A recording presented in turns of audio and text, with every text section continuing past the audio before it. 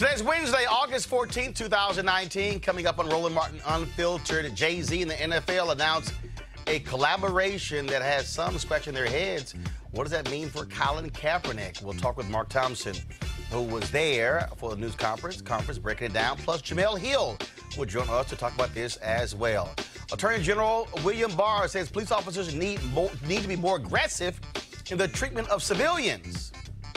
And also says, obey the cops and there won't be any problems. But why did he tell the cops, stop police brutality?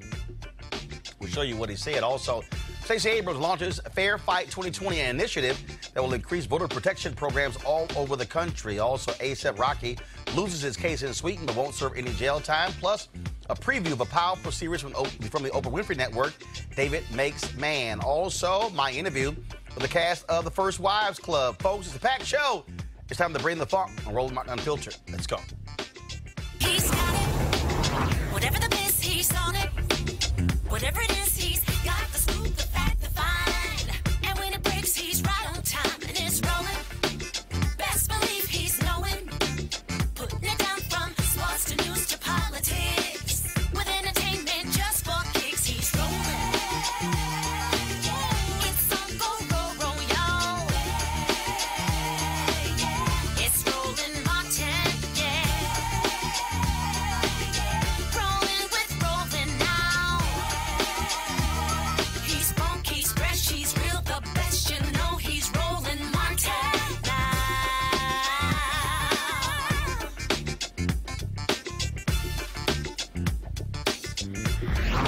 Martin. The entertainment company founded by rapper and businessman Sean Jay-Z Carter is entering into a multi-year partnership with the NFL to enhance the NFL's live game experiences and to amplify the league's social justice efforts. That's what the press release says, but a lot of people are wondering what's really going on here. Now, Jay-Z showed tremendous support for Colin Kaepernick, who still is being whiteballed by the NFL. He's ready to play, but NFL, not one team has picked that phone up to call him, even though they got some scrubs who are playing. In that news conference today, which is actually invitation only, I was invited, but Mark Thompson of Make It Plain Radio, Mark actually went on our behalf, and so we're going to talk to him in just a second. But Charlamagne the Guy of the Breakfast Club asked Jay-Z, how could he partner with the NFL on social justice when Colin Kaepernick, who brought it to the attention of the masses by peacefully protesting against social injustice, is still being denied a job. Now, here's the deal. This is what Jay-Z said. Was to bring attention to social injustice, correct? So, in that case, right, this is a success, right? This is the next thing, right? Because there's two parts of protesting. You go outside and you protest, and then the company or the individual say, I hear you. What do we do next? Right? So, for me, it was like actionable item. What are we gonna do with it? Like, everyone heard, and we hear what you're saying, and everybody know I agree with what you're saying. So, what are we gonna do? You know what I'm saying? So, reach millions and millions of people, or we get stuck on Colin not having a job. Okay, some of you may be wondering, why were we only hearing Jay-Z and seeing photos? Well, first and foremost, no video cameras were allowed in this news conference. It really wasn't even a news conference. It was invitation only. There was no speaker, no conference call line there. So for reporters who were not in New York to actually participate in this, no social media was allowed, no photos were taken. The photos that you saw there were actually supplied by Roc Nation. Now, that's not how news conferences go, but that's actually what took place. Now, still, there's a lot we don't know about this partnership between the NFL as well as Roc Nation. But Carolina Panthers safety Eric Reid, former teammate of Colin Kaepernick and who continues to take a knee during the national anthem, has his doubts. In a series of tweets, Reid questioned the deal in light of the recent backlash against Miami Dolphins owner Stephen Ross, saying this: interesting timing on the partnership with Jay-Z on the heels of Stephen Ross's fundraiser for Donald Trump and the backlash his other companies are getting because of it. He went on to say, you and some others seem to misunderstand that we had no beef with the NFL. until they started perpetuating the systemic oppression that we are fighting by blackballing Colin and then me.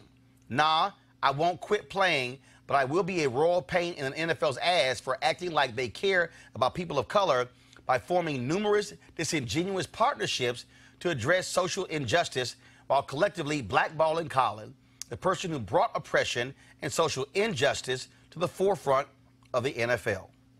Joining me right now is Mark Thompson, host of Make It Plain Radio, who was at the news conference there on behalf of us at Roland Martin Unfiltered, and also Jemele Hill, staff writer for The Atlantic. I'm going to start with you, Mark. Again, they decided no video, no conference. You can only do the audio recording portion of the Q&A. Were you struck by those decisions? And do you feel as if you got a clear understanding as to what this deal is between Jay-Z, Rock Nation, and the NFL? Well, in answer to the first part, thank you for having me on, and greetings to Queen Jemele as well. When I got there, it was peculiar. And when you do that type of thing, it makes you wonder whether or not there's something to hide or some guilt or some defensiveness. Why wouldn't they let us film? Why wouldn't they let us take pictures? They didn't even want us to tweet while we were there in the room. They did allow us to record the Q&A part of the session, but it was a bit unnerving and unusual that they wouldn't let us do anything live or share any video. Overall, I would say that Jay-Z was a little bit defensive. And let me just say, I have a lot of respect for him. He may mean well. We know the power and influence and the voice that he has. But there was a little bit of defensiveness, which to me raises the question, why would you even put yourself in that position where you would have to be defensive about this? Charlamagne and I both asked him about Colin Kaepernick. And, you know, he said some very interesting things, including, as you just heard in that clip, we reach millions and millions of people, or we get stuck on Colin not having a job, which, I mean, to say that one is stuck on that, to me, is a little bit insensitive. But he's a capitalist. He's a businessman. I think he sees an opportunity. The NFL certainly does. But I think it's a big risk because I think people are going to scrutinize this. And one of the biggest risks of all is that if he's going to be trying to manage and attract acts to come into the NFL, that, mind you, this isn't just a Super Bowl. They're going to be developing soundtracks and videos with major musicians around the NFL. Basically, the NFL is going to try to marry itself to popular music and popular culture. And I mean, we can talk later about what that agenda is all about. It's very interesting. Never seen anything like this before. So you'll be getting theme songs, Roland and Jemele, throughout the NFL season by major artists. They're going to be doing soundtracks. They're going to be doing videos. And so you're on all the digital streaming platforms, your music experience is likely to be very much tied to the NFL and promoting the NFL. It'll be an incredible cross-promotion. I just think it's naive to think that music and entertainment, while it's often used as an opiate for us, I don't think it's going to work this time. There's so many issues out here, and I also don't think that the players themselves are going to let this keep them from demonstrating or making the statements they feel they need to make. Jemele Hill, Jay-Z had a quote where he said, "I said no to the Super Bowl. You need me, I don't need you."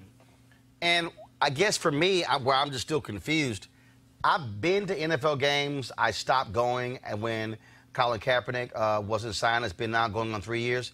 Here's the reality. I hear hip-hop right now in NFL stadiums. I see other acts as well. I see what happens in Atlanta. Just what's your understanding of this partnership? Just what do you make of it? Well, I think it's very confusing because I'm just, Jay-Z is a shrewd guy. I mean, we don't have to qualify everything that we say as we talk about this, but it feels like we have to because that just speaks to the level of respect that he has, especially in the African-American community. But I think he either misplayed his hand or isn't quite seeing really the big picture in this. You know, all those things that they're talking about doing with social justice are things that Jay-Z was doing anyway. He doesn't need the NFL to do that. He doesn't need the NFL's validation. He doesn't need their platform, and he doesn't need to broker another music deal. And while I get that this is an opportunity to maybe bring some other artists and to obviously implore more people, particularly people of color, around a huge global or a huge national brand like the NFL, at the same time, he has to understand that the NFL ultimately got what they wanted. They wanted to have a cultural connection with the community, because I think they realized, especially after Kaepernick struck that deal with Nike, that there were a lot of black people or a lot of people that supported Colin Kaepernick and were willing to not watch their product, or were certainly willing to not hold the league in that high esteem that they were used to being held in because of how they felt about him. And early on, or throughout most of this saga with Colin Kaepernick, they have doubled down on the people who have been shouting against him. And now they're trying to win back all the people who were shouting on his behalf. And it just looks like Jay-Z allowed himself to be used as that entry point to do that. And I guess I would say that I understand, at least from what I'm hearing, why Colin Kaepernick is so disappointed, because you can't wear this jersey on Saturday Night Live, wear his jersey on Saturday Night Live and talk about some of the issues that you've talked about, and then turn around and strike a deal with the same people who on one side of their neck say that they're about issues that disproportionately impact people of color, but on the other side have gone into overtime to make sure a bright, promising quarterback like Colin Kaepernick have a job. So I don't know how those things can marry to one another, because obviously for them, they still hold a lot of things against Colin Kaepernick, and now they've been able to divorce him from an issue that he started. This wasn't, no disrespect, this wasn't Jay-Z's cause. And so for him to kind of come in and kind of take over the movement, I guess I'm just a little bit confused as to how this all has gotten to this point. Both of you, I'm going to read this. I'm going to go to Mark, you first. This is what Jay-Z said. With its global reach, the National Football League has the platform and opportunity to inspire change across the country. Rock Nation has shown that entertainment and enacting change are not mutually exclusive ideas. Instead, we unify them. This partnership is an opportunity to strengthen the fabric of communities across America. How? I mean, I'm just trying to understand. The NFL is about the shield, period. It's about how do you make a $10 billion a year entity hit $12 or $15 billion? That's what this is about. And so I'm just trying to understand, how will soundtracks and videos somehow speak to this issue of social change? Mark, to what Jamel said, the reality is you can do social justice work. I mean, Colin Kaepernick is doing social justice work independent of the NFL with his own money. Yeah, I agree. And I think you're exactly right. What I found in the room was not only can individuals be narcissistic, but if corporations are people, they can be narcissistic too. And there's this attitude, I mean, Goodell even said it, that this is the biggest thing in the world, the NFL as an entity. There is nothing bigger. There is no greater attraction on the world stage. And to use that attraction to try to impact social justice through music, I mean, why not just cut the middleman out? You're right, music already exists, relationships already exist. Why not just cut the middleman out and go straight to the social justice piece? But you're right, this is going to make money. Obviously, some artists are going to benefit. But the thing, even what Jamel was saying about how it is somewhat baffling and short-sighted on Jay-Z's part. I mean, Jay-Z has a great reputation. He has his credibility intact. What if he reaches out to artists to join him to collaborate with the NFL, and those artists say to Jay-Z and the NFL, and Jay-Z in particular, no, because I'm standing with Cap. I mean, why he would want to even risk putting himself in that position is what is very, very confusing to me. So, I'm sorry, go ahead. No, finish your point. I'm going to Jamel.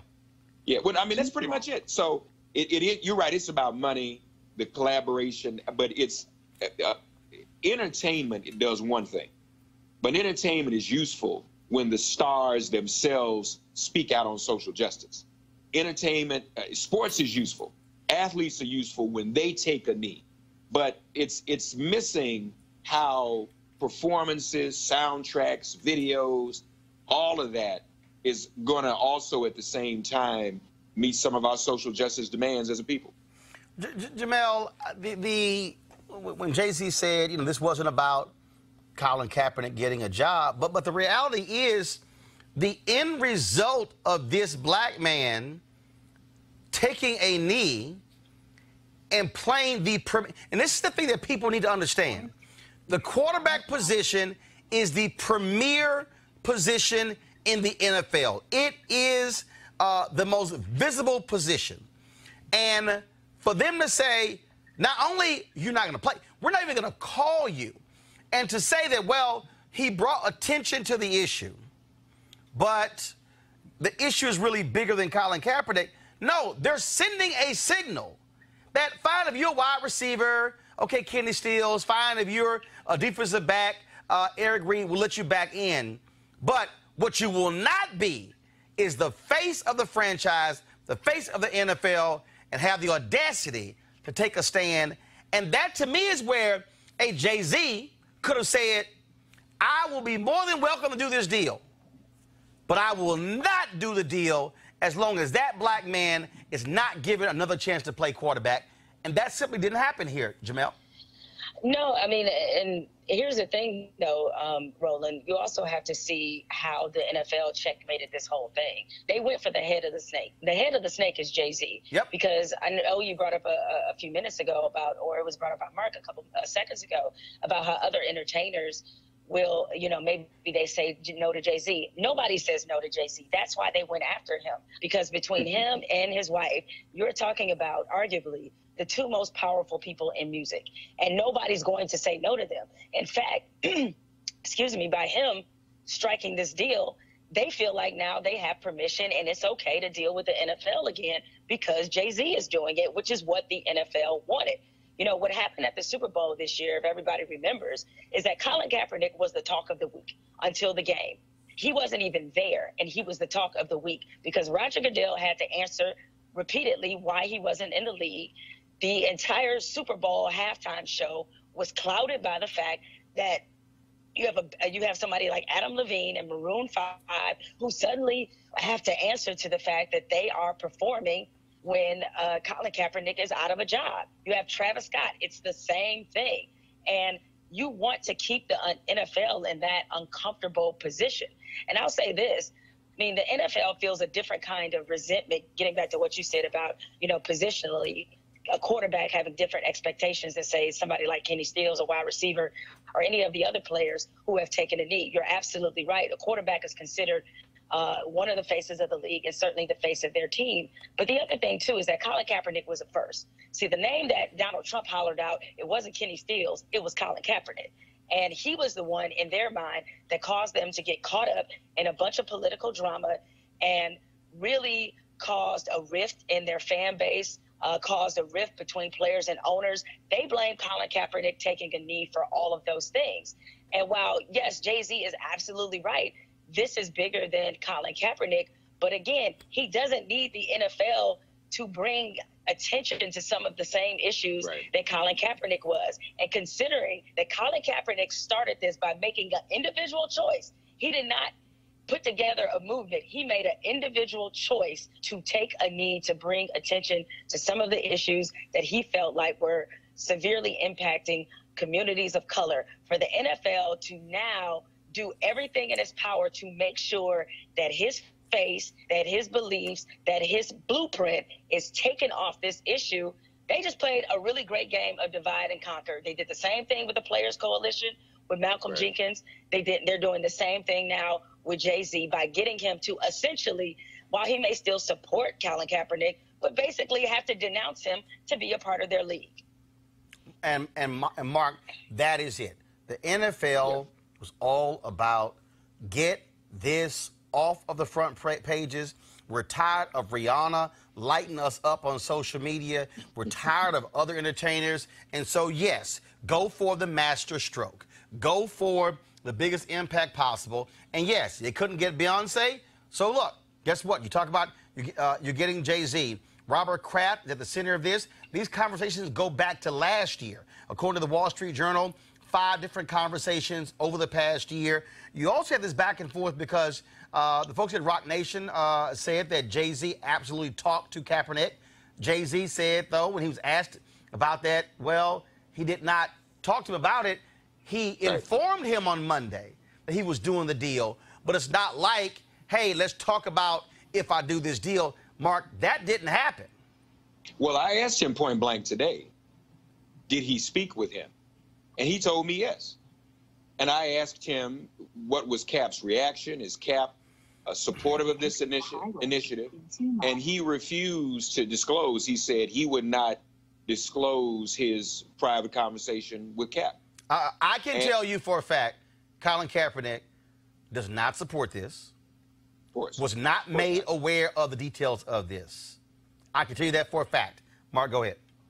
Well, so there's that, which also you put that together with the veil of secrecy, no cameras, no social media, and then if we know for a fact that he's not spoken with him or not really invited him, because another question was asked of him in the conversation. Another reporter with the New York Daily News went at it another way and asked him, did you invite Colin Kaepernick to be a part of this initiative? And Jay-Z's response was, Colin Kaepernick's pretty much, I'm paraphrasing, not an exact quote, he's pretty much a grown man. He's got to make his own decisions about what he has to do. And, I mean, I don't see how that goes over. I was looking on social media while we're talking, and much of the reaction to this is negative. It is not seen as a good thing.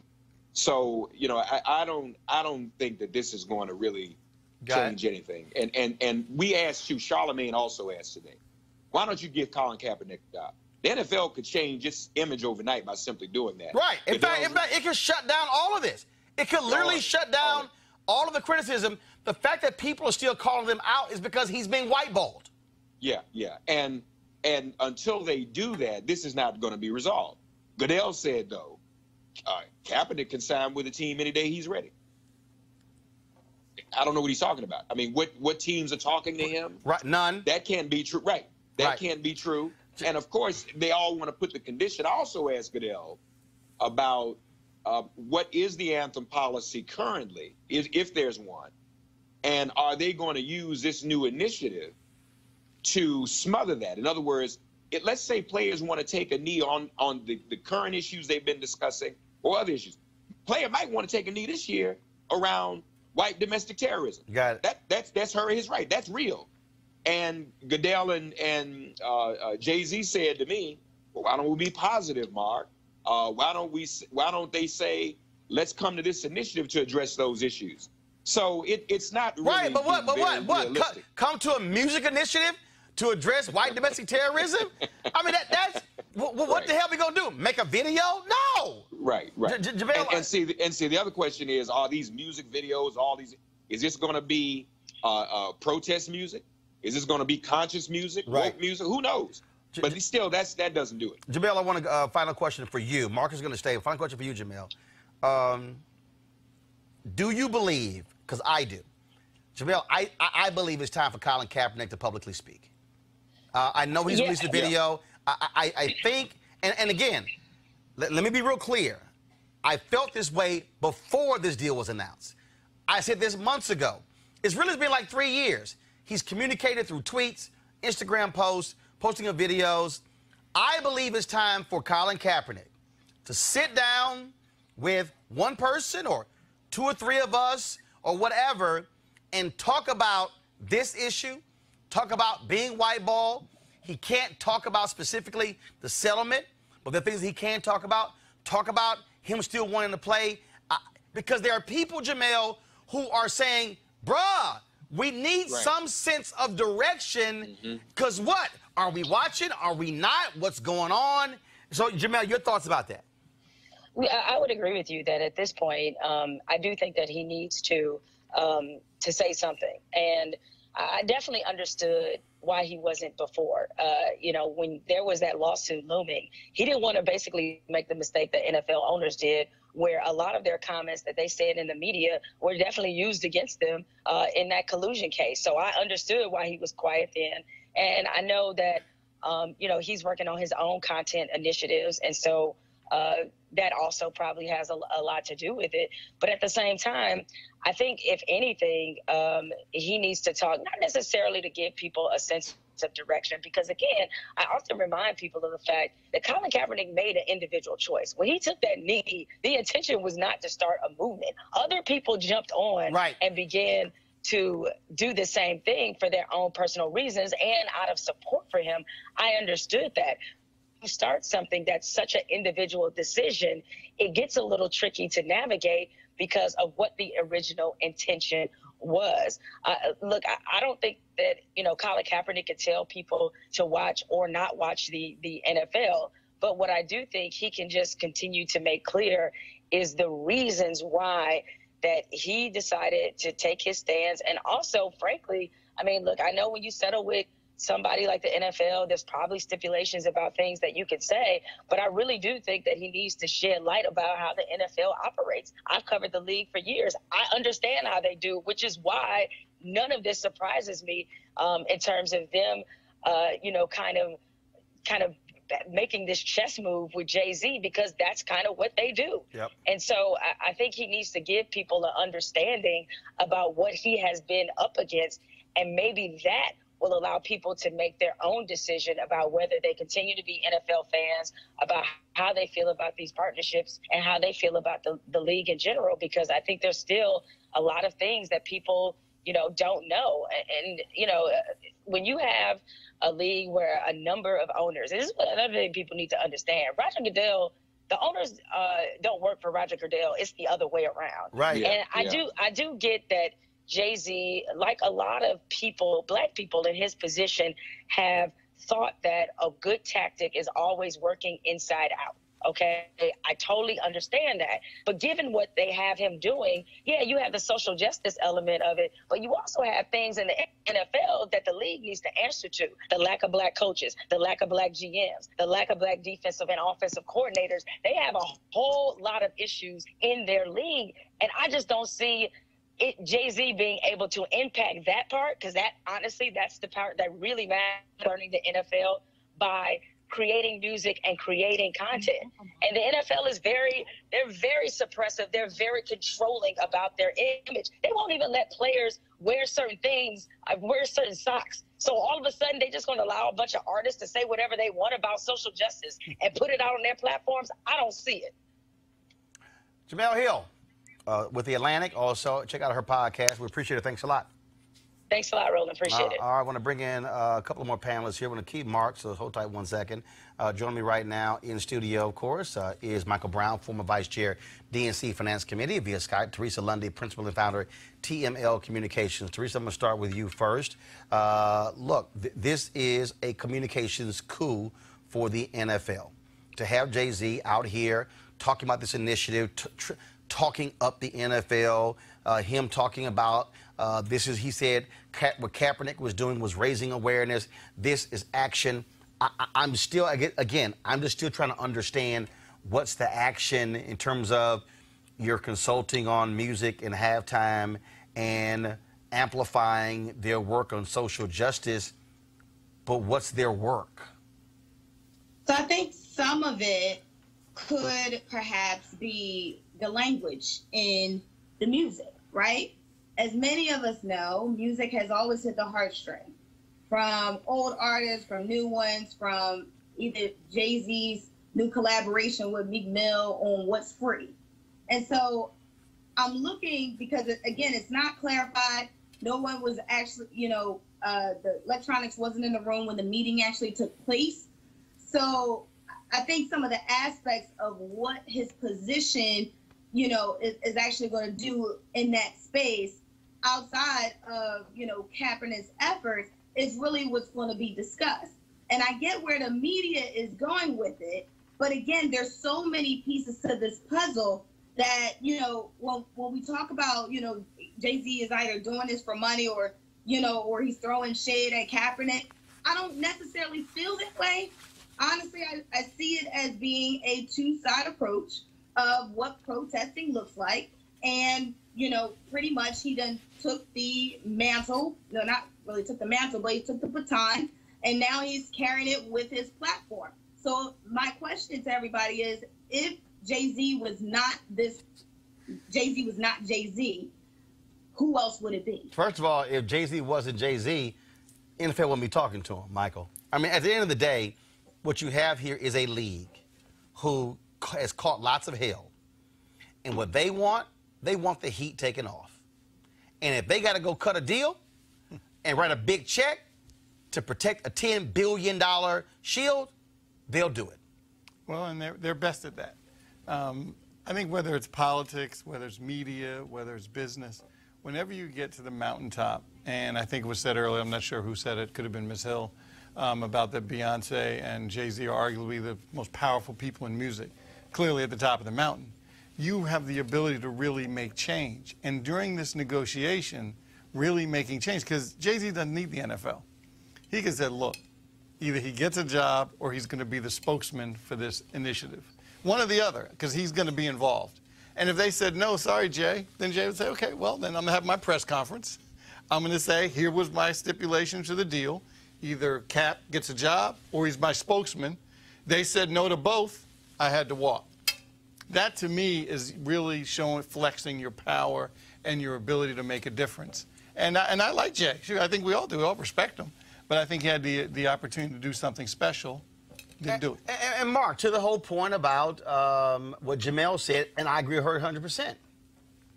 You've got a major problem when you had black potential head coaches who could not even get interviews this year. That's right. The lack of black executives. And again, I'm not comparing myself to them at all. But look, as a vice president digital for NABJ, when we went after CNN goes, oh, we'll meet with y'all, but we're not going to meet with y'all if Roland Martin's in the room. Damn that. Because, see, I care more about the fact that you ain't got no black executives, so damn a meeting. My deal is first of all, you're not going to tell us who's going to sit on the outside of the table. But this is where, and I get music and how it can unify us, but the reality is this here. If black men can't get head coaching jobs and can't get general manager jobs, there's not a single African-American, to my understanding, who is a team president. The upper echelon. So what that says is that we continue to be the field hands who are making everybody happy. Yeah.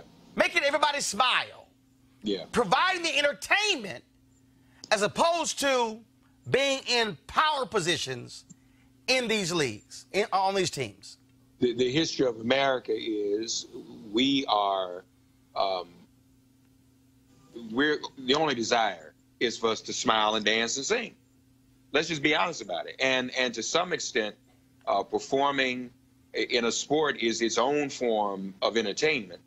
When you really think about it, even though, you know, there's a great deal of athletic prowess involved, there's still a level of exploitation.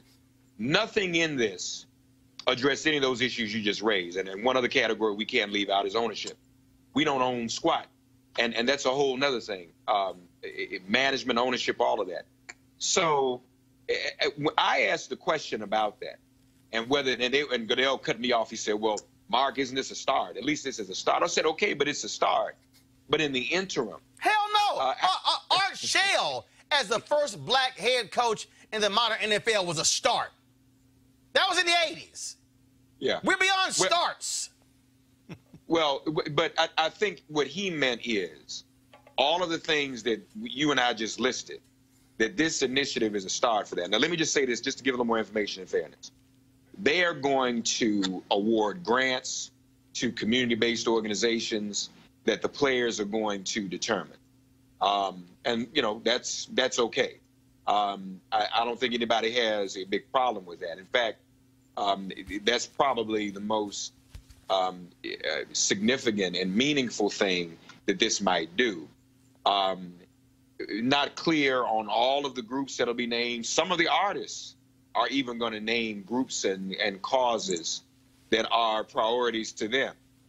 But I think, though, this is just one of those kinds of things where you have some entertainment, throw money, but still the real core issues are not addressed. And the biggest core issue right now is that Colin Kaepernick still doesn't have a job, and he's symbolic of all of the problems that are going on with the NFL. For example, they want to address criminal justice reform and police brutality, but the way you addressed it up thus far has been to punish Colin. So whatever you do now is overshadowed. If you don't fix what you've done for Colin, you can't make us forget about that by now saying you're going to address police brutality and criminal justice. It's not very clearly thought out. And Michael and Teresa, I go to you first, and that's the fundamental issue here, that you can talk about social justice, you can talk about handing grants, but when 32 billionaires decide we are going to penalize the black man who chose to raise their consciousness, it's a little hard to say we want to impact millions when you're sitting here saying we're going to make an example out of his ass. And that was our earlier conversation. And so I think part two of that conversation is now that Jay-Z is at the table, Jay-Z is now bringing his influence, his followers, his supporters, and more key to this, his strategy and development to the situation. It's now what is about that social change? What is that social movement looking like? Now that the partnership and the business deal has conducted, it is now out here on the surface layer where we all are talking about it. And now that we're engaged, we are all looking forward to when the first Super Bowl happens, now what happens in some of those communities where social change happens. But for now, I'm okay with Jay-Z making whatever deal he did for social justice, even if Colin is no longer the spokesperson for that movement. Colin is doing fine. Him, Eric Reed are doing fine in their respectful places. But I think as we talk about right now and some of the decisions that are made, if it's not Jay-Z, then who is it? Michael. I guess I don't quite agree. I think it's a little simpler. I think we would go back to remember when King had been in jail? They put him in jail a couple times. But what if Reverend Abernathy and John Lewis and Andrew Young said, you know what, King's in jail, but we're going to keep marching anyway. He'll get out eventually. No, you know what they did? They protested outside of that jail cell until he got out. That, to me, is how you protest.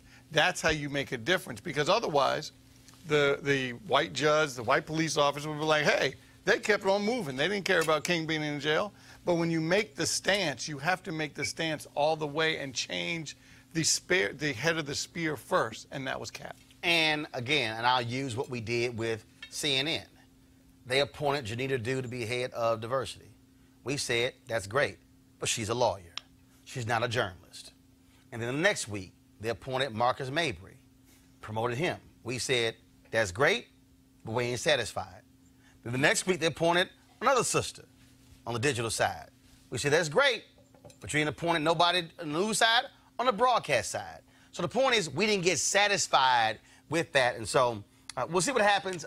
I do believe that you simply cannot say, well, Kaepernick's his own man. He does what he needs to do, and that sort of stuff along those lines, because it is undeniable what they are doing and how they are choosing to penalize him.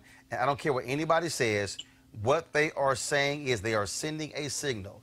If you are in one of the premier positions, don't you dare get out of line and go against the shield, because look at Colin Kaepernick and look at what we did to him. I do want to play this video here. This is a video that Colin Kaepernick dropped last week. Go to my iPad, please. That spoke to what he's been going through with the NFL. 5 a.m., 5 days a week, for 3 years, still ready.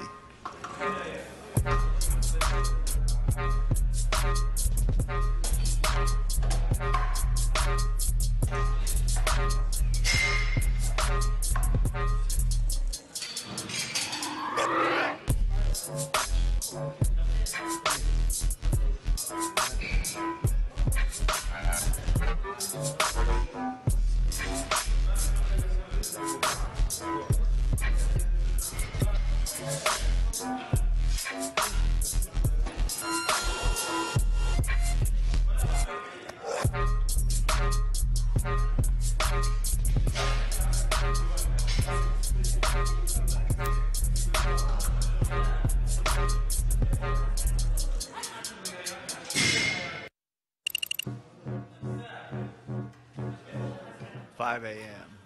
5. Worked 889 days. That's what a video he put out there. I'm going to play one more video for you. And this is what Colin Kaepernick actually put out 47 minutes ago. And this was the tweet. Today marks the 3-year anniversary of the first time I protested systemic oppression. I continue to work and stand with the people in our fight for liberation. Despite those who are trying to erase the movement has always lived with the people. I'm going to now go to this video and play it for you. Go to my iPad, please.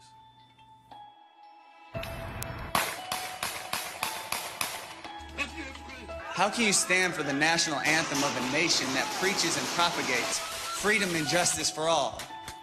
That is so unjust to so many of the people living there. This stand wasn't for me. This is because I'm seeing things happen to people that don't have a voice. When he took that knee, he took the knee for my child. 49ers quarterback knelt instead of standing during the national anthem at last night's game. He's expected to kneel once again and protest to what he says are social injustices to African Americans. I appreciate that he used his platform to reach so many people. He took a knee for the people. People that don't have a platform to talk and have their voices heard and affect change. We shouldn't have to protest because y'all are treating us wrong. We do this because we need to and have rights. One of the greatest feels is to see your child hurt and knowing there's nothing you can do about it. I'm going to continue to stand with the people that are being oppressed. So many people that want to do it, but they scared to do it, you know, and he did it. Basically, he took a knee for all these families that are out here today for freedom.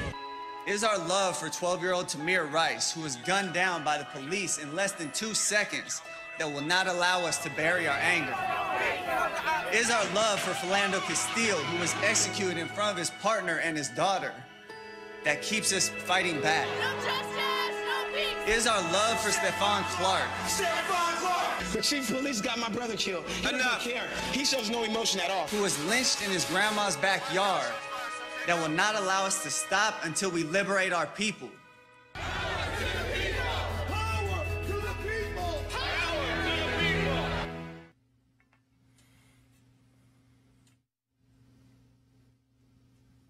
Going to a break. We'll be back. Roland Martin Unfiltered in just a moment. You want to check out Roland Martin Unfiltered? YouTube.com/Roland S. Martin. And subscribe to our YouTube channel. There's only one daily digital show out here that keeps it black and keep it real. It's Roland Martin Unfiltered. See that name right there? Roland Martin Unfiltered. Like, share, and subscribe to our YouTube channel. That's YouTube.com/Roland S. Martin. And don't forget to turn on your notifications so when we go live, you'll know it. All right, folks, you've heard me talk a lot about marijuanastock.org. Why? Because I want to keep you informed of investment opportunities that make sense. We've all watched the growth of the cannabis industry. A recent report by New Frontier Data estimates the global cannabis market at over $340 billion. Now, we know that marijuana legalization is sweeping the country state by state. We also know that marijuana has a good cousin, the hemp plant, which with a much higher concentration of CBD. That means hemp gives you all the medical benefits of marijuana without getting you high. Now, until recently, hemp farming was practically illegal in the U.S. and heavily regulated by the DEA. However, the 2018 Farm Bill changed all of that, making it legal to grow hemp CBD in the U.S. and creating one of the largest commodities worldwide. They need land to grow all of the plants. And folks, this isn't rocket science. It's an incredible investment opportunity. And that's where our good friends at 420 Real Estate come in. Their business model is simple. They buy land that supports hemp CBD grow operations and lease it to licensed high-paying tenants. That's right, they are hemp CBD landlords, and you can get in on the action. Folks at 420 Real Estate decided to do something special for Roland Martin Unfiltered family. Originally, the minimum investment level was $500. Right now, you can invest in this crowdfunding campaign for as little as $200. That's right, $200 up to $10,000. Now, let me recap. This is a $340 billion worldwide industry, and it's growing. You can participate with as little as $200. To invest, go to marijuanastock.org. That's marijuanastock.org. Get in the game and get in the game now. Our folks, Attorney General William Barr gave a heated speech yesterday about being tough on crime to the Fraternal Order of Police. Now, in it, he encouraged officers to have zero tolerance for resisting police, as well as making other inflammatory remarks. Here's what Donald Trump's second Attorney General had to say. In recent years, we have witnessed increasing toleration of the notion that it is somehow okay to resist the police. This is completely unacceptable.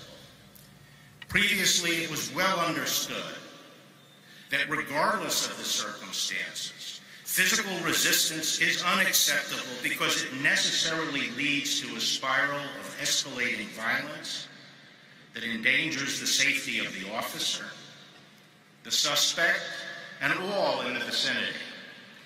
And for that reason, virtually all jurisdictions have made resistance to police a serious crime. Not too long ago, influential public voices, whether in the media or among community and civic leaders, stress the need to comply with police commands, even if one thinks they are unjust. Comply first, and if you think you've been wrong, complain later. But you don't hear that much anymore. Instead, when an incident escalates due to the suspect's violent resistance to police, the fact is usually ignored by the commentary. The officer's every action is dissected, but the suspect's resistance and the danger it posed frequently goes without mention. And those who resist must be prosecuted for that crime.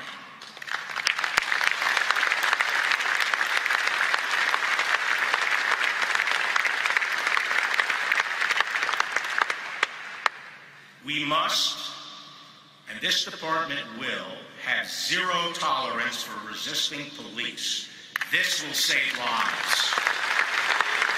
There's another development that is demoralizing to us in law enforcement and dangerous to the public's safety. That is the emergence in some of our large cities of district attorneys that style themselves social justice reformers and spend their time undercutting the police, letting criminals off the hook, and refusing to enforce the laws. Most disturbing is that some are actually refusing to prosecute cases of resistance to the police. And today, violent crime has been cut in half. Unfortunately, in the last few years of the Obama administration, the violent crime rate started rising again. Now, on the drug front, we are facing a monumental challenge.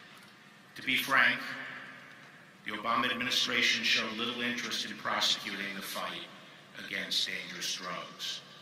A tsunami built up and has been crashing over the country, bringing death and destruction. Joining us now is DeLacy Davis, Black Cops Against Police Brutality. DeLacy, how you doing?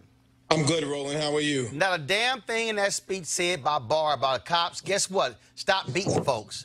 Stop brutalizing people. Not one time did he mention the massive settlements that have taken place in cities all across America from police abuse. And this is why people can't trust this damn Department of Justice, because they're in the pockets of cops and they don't care about citizens. Absolutely. The first thing I picked up on when I listened to the entire speech, he talked about zero tolerance. We know that zero tolerance got us the 100-to-1 sentencing of black and brown and poor people relative to crack cocaine and powder cocaine. That's what we saw coming through the Clinton campaign and the Clinton presidency in 1995. So immediately I zeroed back into all of that. He talked about the outside money, the campaigns of district attorneys. In the beginning, he talked about social pathology, drug epidemic, growing domestic violence, mass killings, boys growing up angry without fathers, and who's expected to pick up the pieces? You, the police. And it's interesting that he juxtaposed white kids who are the mass killers around in this country in between all of those things and some of those stereotypes that are associated with black people, poor people, and as well as naming cities specifically and talking about the cities going back to their old ways. He's problematic. The people he was talking to, he sounded like someone pandering for the support of the Fraternal Order of Police. I've said this before to you, and I say it again, and he's reinforced it. The organizational culture of law enforcement is white male-dominated, racist, sexist, homophobic, and maybe we might find good cops. Bottom line, what you have here is a Trump administration that does not want to hold cops accountable. Jeff Sessions came in trying to undo a consent decree in Baltimore, trying to undo a consent decree in Chicago. He went before these cops and said, we're going to pull back on consent decrees because it's hurting morale of cops. Not once did he say why there were consent decrees. Right. And Barr's no different. He's not going to talk about it. It is very clear that this is not an attorney general that is interested in protecting the people. In fact, in that speech that he gave, he talked about one of the first responsibilities of government is to take care of the police. He got it confused. This is supposed to be a government of the people, for the people, and by the people. The responsibility of law enforcement is to protect the people, to prevent crime, to enforce the laws, and to provide emergency services. That's the role of the police, not what he's talking about. I want to pull in Teresa Lundy here. Teresa, he basically is saying your DA in Philadelphia, Larry Krasner, he's part of the problem. Everybody's part of the problem. They're not going with the agenda. So Larry Krasner has proven not to be the problem.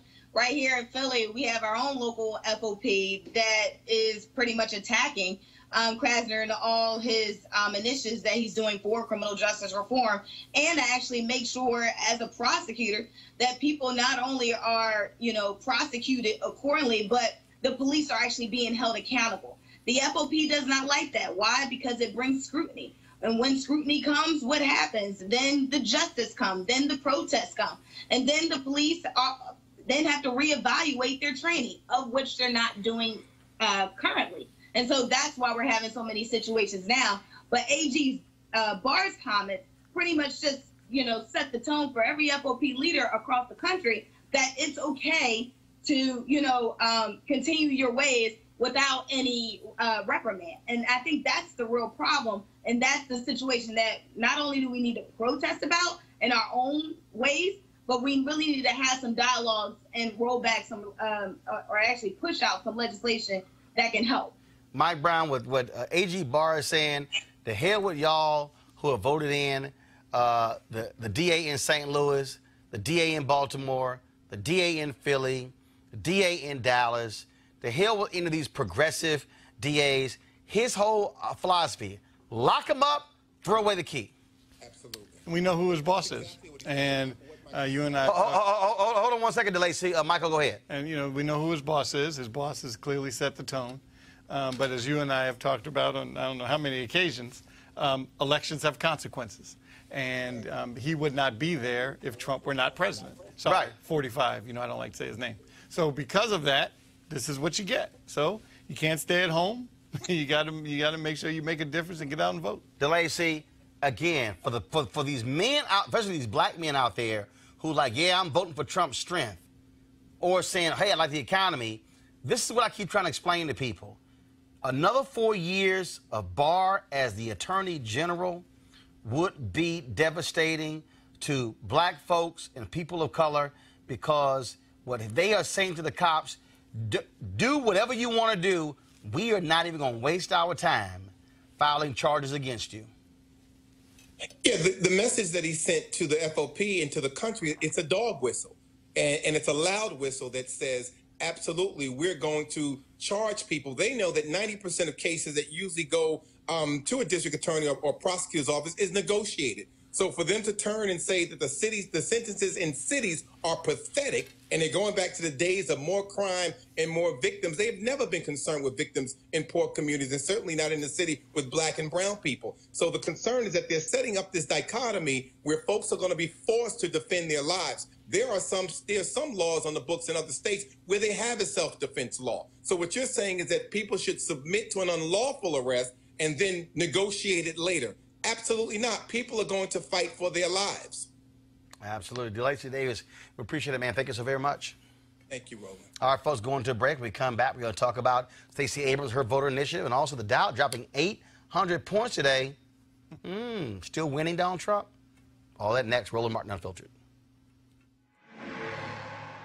Hey, fam, I want you to like, share, and subscribe to our YouTube channel, youtube.com/Roland S. Martin. And don't forget to turn on your notifications. You want to support Roland Martin Unfiltered? Be sure to join our Bring the Funk fan club. Every dollar that you give to us supports our daily digital show. There's only one daily digital show out here that keeps it black and keep it real as Roland Martin Unfiltered. Support the Roland Martin Unfiltered daily digital show by going to RolandMartinUnfiltered.com. Our goal is to get 20,000 of our fans contributing $50 each for the whole year. You can make this possible. RolandMartinUnfiltered.com. All right, folks, Life Lux Jazz is the experience of a lifetime, delivering top-notch music in an upscale destination. The weekend-long event is held at the Omnia Day Club Los Cabos, which is nestled on the Sea of Cortez and the celebrity playground of Los Cabos, Mexico.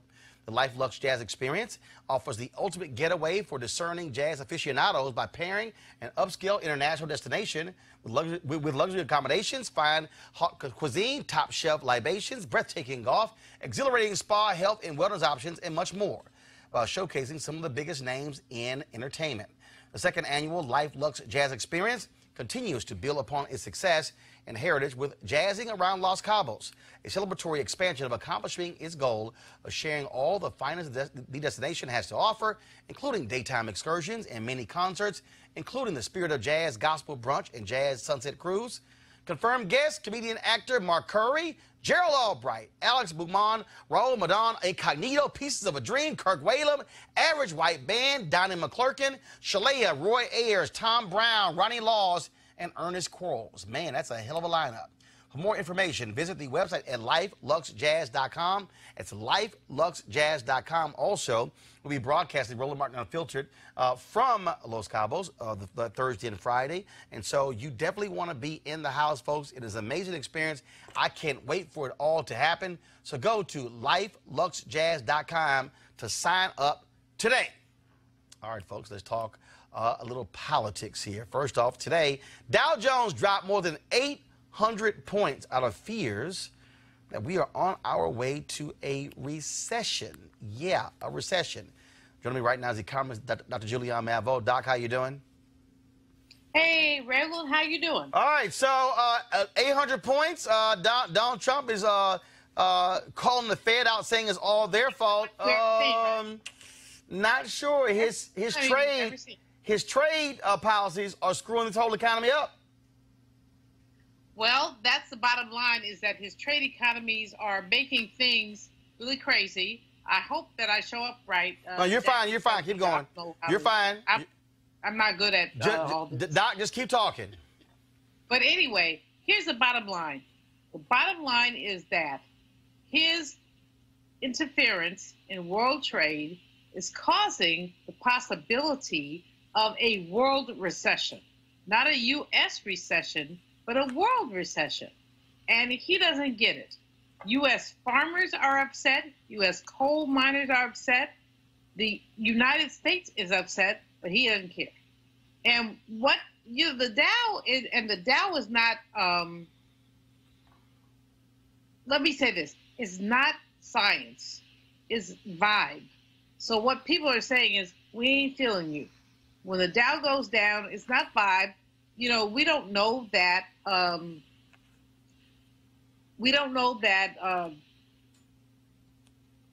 things are different in terms of balance sheets. We know that the vibe is wrong.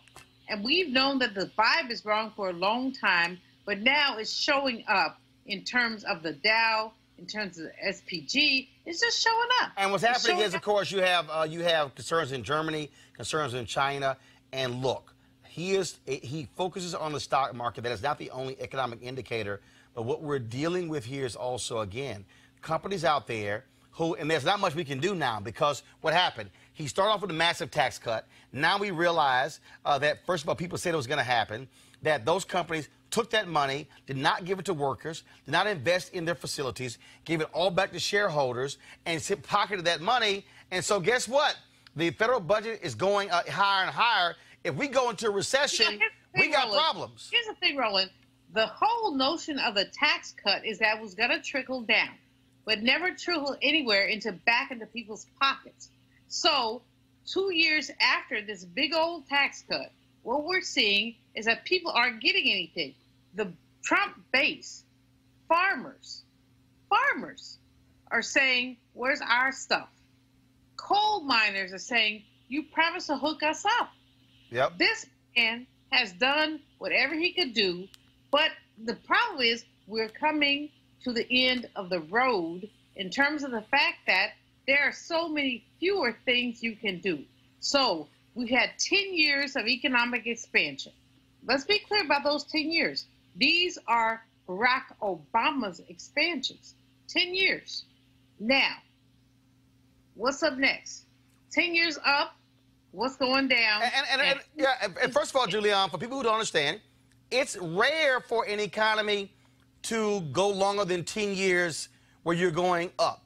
That would happen. It's a natural deal where... So what goes up must go down. Right. Goes up must go down. So, Roland, here's the deal. When it goes down, who does it hit? Right. And what we're hearing from economists is they're going to hit people at the bottom. But here's what we know. Economic expansion is partially a function of people spending money. So if you don't have no money, you can't spend no money. Right. Economic expansion goes down, people aren't spending. Corporations are earning and gaining, and that's why we have this notion of economic expansion. But ask Bubba, Fifi, Tanya, and Tonika, what are you doing? Yep. And that becomes the issue. All right. We see a lower unemployment rate. We have not seen higher wages. All right. Julianne Malveaux, we appreciate it. Thanks a lot. Thank you. Always, Roland. All right, folks. After spending the beginning of 2019 considering a presidential run and ruling out a run for the U.S. Senate, Stacey Abrams announced a new multi-million-dollar initiative on Tuesday that's aimed at beefing up voter protection operations in 20 battleground states throughout the election cycle. Here was her announcement on social media.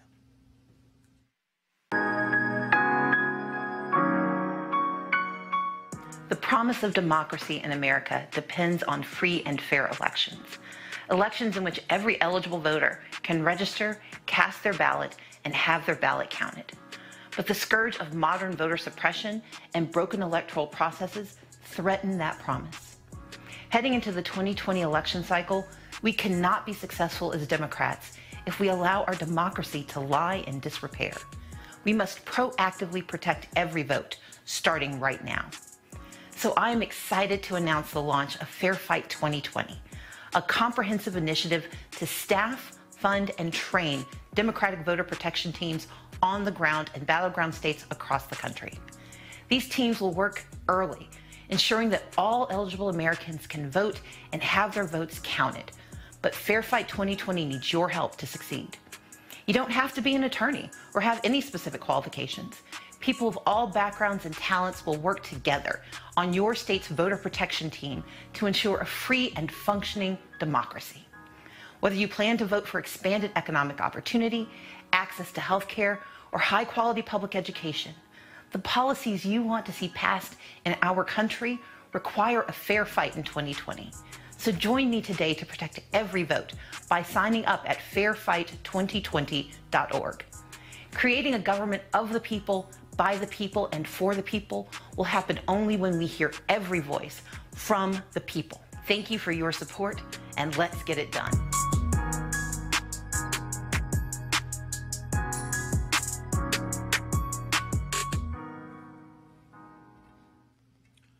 Teresa, the reality is folks can't wait for 2020 for the candidates.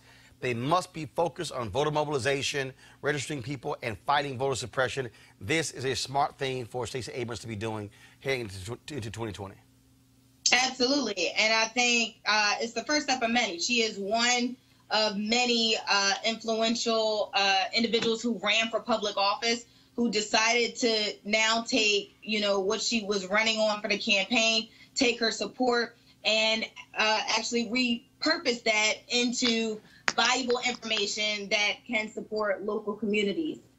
I've always been an advocate here on your show, Roland, about supporting local communities, what local engagement looks like. And so as we cannot wait, for 2020 or 2022 to happen, I think, again, with some of these local elections and local municipality races, this can really lead the engagement and the grassroots initiative that needs to happen in order to get the right people in office with the right message at the right time. Mark Thompson, bottom line is going after those hard-to-reach folks.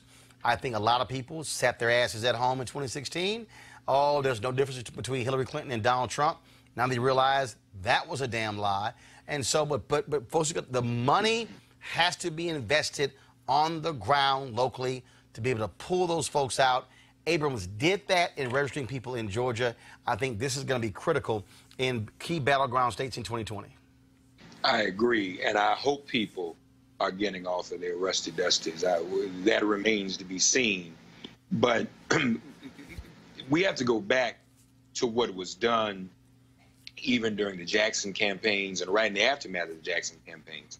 There was long-term investment, not piecemeal investment on the year of an election. In other words, investment in terms of funds, grants, financial support to GOTV on the ground happening in the year of the election or a few months prior to the election.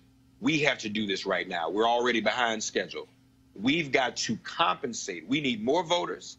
We need more people registered. We need to fight suppression more than ever before to compensate for the suppression that we know that they're going to implement once again, and for the cheating that we know they're going to try and pull off once again.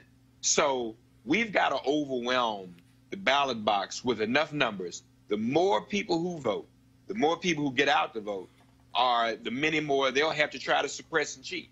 And right now, that's the only answer to the math of this problem. So you're right. Now is the time. People should get involved. This should be treated with great urgency. We can't do this for another 4 years. You talked about Barr earlier.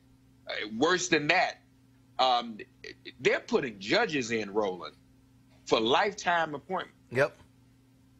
That can finish us and a civil rights agenda and a women's rights agenda and a women's reproductive health agenda and a LGBT agenda and a Latinx agenda, a poor people's agenda, a seniors agenda. That would wipe all of that out for a generation. For really the rest of it will be after we're gone that we may have a shot at getting it back. Michael Brown, Democrats had better pay attention. One of the things I keep saying, there was a 9-point gap between black women and black men in 2012 between Obama and Romney. It was around 13 points of Trump and Hillary Clinton.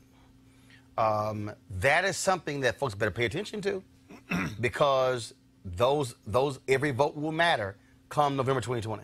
Absolutely. And it's going to be interesting to see how everything plays out after the primary. I mean, we can certainly enumerate many reasons why Secretary Clinton lost, but clearly one of them was a lot of the Bernie people were still pissed and didn't come out to vote in the general.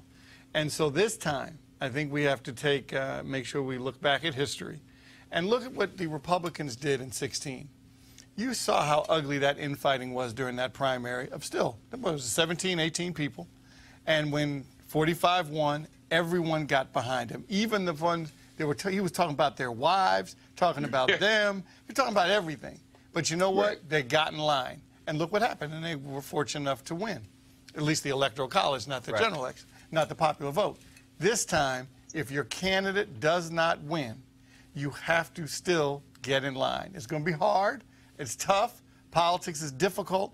But you can't just make a point. You have to want to win. All right, folks. American rapper A$AP Rocky was convicted by a Swedish court of assault along with 2 associates over a June 30th fight on a Stockholm street. The Stockholm District Court said in a statement that the men who were freed from jail earlier this month pending the verdict and have since left Sweden would receive only conditional sentences which do not call for jail time or fines. All right, folks. So when I was at Essence Fest, I had the opportunity to catch up with the stars of the First Wives Club, a series premiering on BET Plus, their streaming service. I talked with Michelle Butal, Ronrico Lee, and Ryan Michelle Bath about the new show. As always, we had a little fun. Roll it. How y'all doing? We're great. We're having a great time. Yeah. Can y'all handle all of this blackness at one time? Why are you asking me? Yes, I love it. It's great. She was just saying she wished there was more black. I think, right? There was more black. Not enough. Yes. It's not enough at the 25th. Yes. Essence Festival rolling. Only about 500,000 folks will be coming through to New Orleans this weekend. I love it. I mean, this is what job creation looks like. Everybody here has a job. You got a job. You working. I'm working. They work. Everybody's working. I love it. I love it. Well, some folks faking like they working, but you know, that's another story. We don't want to get in that, Roland. Let's not get in that. And so what has stood out the most being here? The folks you've talked with, communicated with. What has stood out the most for you? Oh, my goodness. Honestly, what stood out the most for me is that, like, New Orleans is like one of our cities. Like, it is not just, we built this city. Everywhere you go, everywhere you look. Actually, we pretty much built all of them. All the cities. But don't you feel like there's still some ancestors that are like, come on, y'all, come on, come home, come home. Well, you got to remember, first of all, New Orleans was one of the largest slave markets. I mean, in terms of, the auction block was not far from where we're standing, like literally not even half a mile. Yeah, I mean, it just means that much more being here and being on a show created by a black woman, starring black women. I mean, it's just so special. All the love in every situation we've been to. Like, everybody's here to support each other, lift each other up. So it just makes you want to be your best. Ronrico, you talking about black girl magic, but they do like black brothers as well. You know, they show me love at Essence, so I'm always honored when I get invited to Essence Festival. Get to come, hang out, eat good. Still looking for gumbo. Who got the good gumbo? I ain't had my gumbo yet. I got to have gumbo before I leave. I had some bad gumbo last night, and I was at one particular hotel. I said, whoever made the gumbo, fire their ass. No, you didn't. I did. First of all, my grandparents from Opelousas, Louisiana. I know how to make gumbo. I said, but the fried chicken they had, I said, that person can stay hired. No, it was some hell of fried chicken. So I'm like, I said, they can keep a job. If it was the same person, they conflicted. And we don't want conflicted. We don't want conflicted. I like this. Well, you know. Well, you know, I can't wear a regular pocket square. Okay, I appreciate that. You know how I do. You know how you do, man. We used to do the hoodie awards, the neighborhood awards in Vegas. Come on, man. Wow. Every year, Roland Shore clean, ascot. Man, come on. This man right here. Oh, yeah. Can't be regular. No, or raggedy. Can't be regular. Oh, yeah. That word ain't never been used with me. That ain't gonna happen. My daddy taught me how to dress. Yeah, I was like, you know what? I'm going to bust out the plus-size fringe. I'm getting stuck in every car door, but that's okay. It's worth it. It's worth it. I need help going to the bathroom, but I look good. Great. You need assistance? I need assistance, like a wedding. I know. Friends like keep hitting me. Car wash. Your friends keep hitting me. Keep your friends to yourself. First Wives Club debuts when? September. Yes. On BET Plus. That's it. September. Look forward in September. The beginning part of September. In the fall, like school season. School's happening, and so is First Wives Club on BET Plus. Yeah, sometime around Labor Day.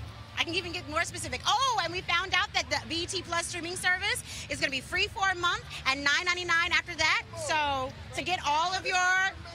This is so much I did not know. This is all... You got no email. New information. New information. You are hired. I'm scrounging for that information, let me tell you. But I'm here to share. I'm going to tell it all. Oh, she that damn person in school who always read shit, you know, and was always the one, right? She sat her ass up front. She was always like, when I asked a question, she was like, Had all my information correct. Don't trip. Yeah. The rest of the class, I can't stand her ass. But we all want a friend like Ryan because she knows everything and she's like a walking Wikipedia. We're never lost. We're always in the know. That's because she follows me on Twitter. That's true. I do follow you on Twitter. I love you on Twitter. You are my homie on Twitter. I'll be talking back to you, be like, really? Oh my goodness. Okay, Roland S. Martin. Oh my goodness. Like, do you follow me on Twitter? Yes, I don't know who my Twitter followers are. Rodrigo just told me I didn't follow him on Instagram, and I called him a liar to his face. But he was right. Pull out your phone. Uh-oh. She follows me now. She follows me now. By time. I know. I'm terrible. He'll cuss you out. He would never cuss me out. No. I would. Face, not to her face. That's not. Well, you wasn't following, I'll cuss you out. No, not me. Not the shiny star. That's the one who you cuss out. First Wives Club, BET Plus, their streaming service. Check it out. All right, folks, that's it for today. I want to thank Mark Thompson, Jamel Hill, Teresa Lundy, Michael Brown for joining me on the panel today. Great conversation, folks. I want to thank all of you for watching as well. Please support Roland Martin Unfiltered by joining our Bring the Funk fan club. Go to RolandMartinUnfiltered.com. Every dollar you give goes to support this show. Tomorrow I'll be broadcasting from Pittsburgh, where I am going to be giving a speech on the state of black learning, and then also on Friday, it'll be in Cincinnati for the Ford Cares Black Men's event taking place there as well. So we'll be back on the road tomorrow. Again, RolandMartinUnfiltered.com. I want to thank all of you for, again, joining us. And remember, we started this show, 170,000 subscribers on YouTube. We are now close to 350,000, just 4,000 away. So go to our YouTube channel, click subscribe, and all I want you to do is turn on your live notifications. Same on Periscope and Facebook. So every time we go live, pops up on your phone, pops up right there. You can just click it, and boom, watch whatever event we are live streaming. So please, I want you to do that. Thanks a bunch, folks. I got to go. I shall see you guys tomorrow. Holla!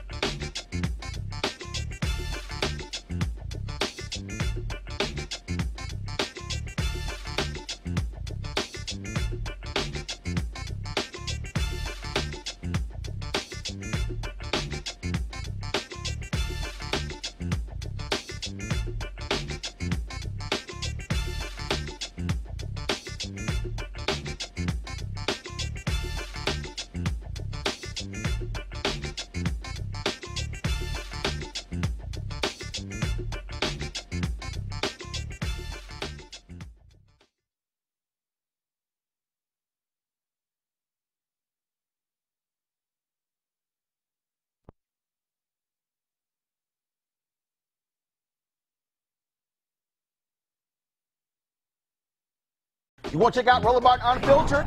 YouTube.com/Roland S. Martin. And subscribe to our YouTube channel. There's only one daily digital show out here that keeps it black and keep it real. It's Roland Martin Unfiltered. See that name right there? Roland Martin Unfiltered. Like, share, and subscribe to our YouTube channel. That's YouTube.com/Roland S. Martin. And don't forget to turn on your notifications so when we go live, you'll know it. Hey everybody, this is Sherry Shepherd. You're watching Roland Martin Unfiltered, and while he's doing Unfiltered, I'm practicing the wobble. Yes, I am. Because Roland Martin's the one, he will do it backwards, he will do it on the side. He messes everybody up when he gets into the wobble, because he doesn't know how to do it, so he does it backwards. And it messes me up every single time. So, I'm working on it. I got it. You got Roland Martin. Hi, my name is LaToya Luckett, and you're watching Roland Martin Unfiltered. What's going on, everybody? It's your boy Mac Wiles, and you are watching Roland Martin Unfiltered. What's up, y'all? It's Ryan Destiny, and you're watching Roland Martin Unfiltered. What up, Lana Well, and you are watching Roland Martin Unfiltered.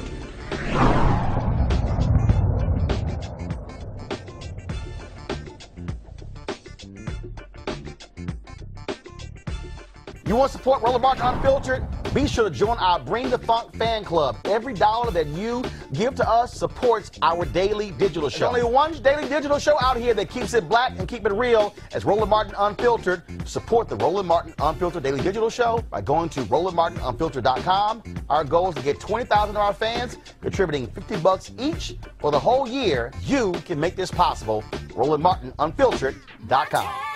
Hey fam, want to check out Roland Martin Unfiltered, the blackest show on all of digital, cable, and broadcast. Check out our audio podcast.